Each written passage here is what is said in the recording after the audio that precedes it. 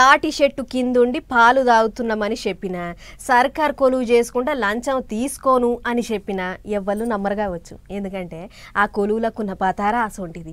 అట్లని అందరు అట్లా ఉంటారని కాదు, కానీ చాలా మంది లంచాలు లేకుండా ఏ పని ముంగట వేసుకుంటలేరు. అగో అట్లనే ఒడిశా రాష్ట్రం కోరాపుట్లున్న ఓ పెద్ద అధికారి కూడా సర్కారు ఇస్తున్న జీతంలకించి ₹1 కూడా ఖర్చు పెట్టొద్దని డిసైడ్ అయిందట.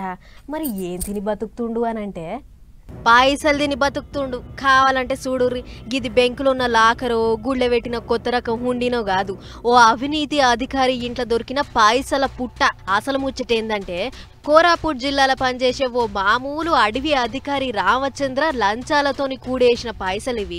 మరి అయ్యగారి పనితనం విజిలెన్స్ ఆఫీసర్లకు ఎట్లెరికైందో ఏం పాడో గాని సారుకున్న 6 ఇండ్లల్లో ఒకటేసారి చెక్కింగ్లు చేస్తే లచ్చిందేవే మురిసిపోయేంత పైసలు దొరికినాయి. మొత్తం 2.5 కోట్ల దాకా పైకం పట్టుబడ్డది. ఇక బంగారం బిస్కెట్లు, వెండి బిళ్ళలు, అవ్వోటి ఇవ్వోటి షడ్రపడ్ర లెక్కే లేవు. ఒక్క మాటలో చెప్పాలంటే ఏ దేవుళ్ళ పేరు మీద కూడా గిన్ని ఆస్తులు లేవు కావచ్చు. ఇక చూడరా దొర్రి, మంచం నిండా కడక్ కడక్ నోట్లు ఎట్ల పరిచిర్రో. చూస్తుంటే ఇండ్లకించి 2 కట్టలు దొరికినా చాలు మన కష్టాలు తీరుతాయి అని అనిపిస్తుంది కదా.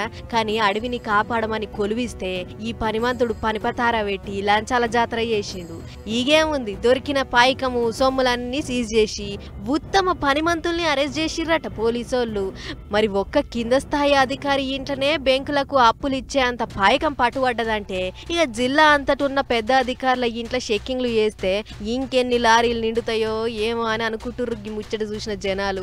అంతే మరి, సర్కార్ కొలువు అంటే చెప్రాషి కాడ నుంచి మొదలు పెడితే పై అధికారుల దాకా దోసుక తినే దిమాకు ఉండాలి గాని సర్కార్ ఇచ్చే జీతం వాళ్ళకు టిప్పులతో సమానం. అందుకే గీ తీర్ల చెలరేగిపోతుర్రు అని అనుకుంటుర్రు ముచ్చట చూసిన జనాలు.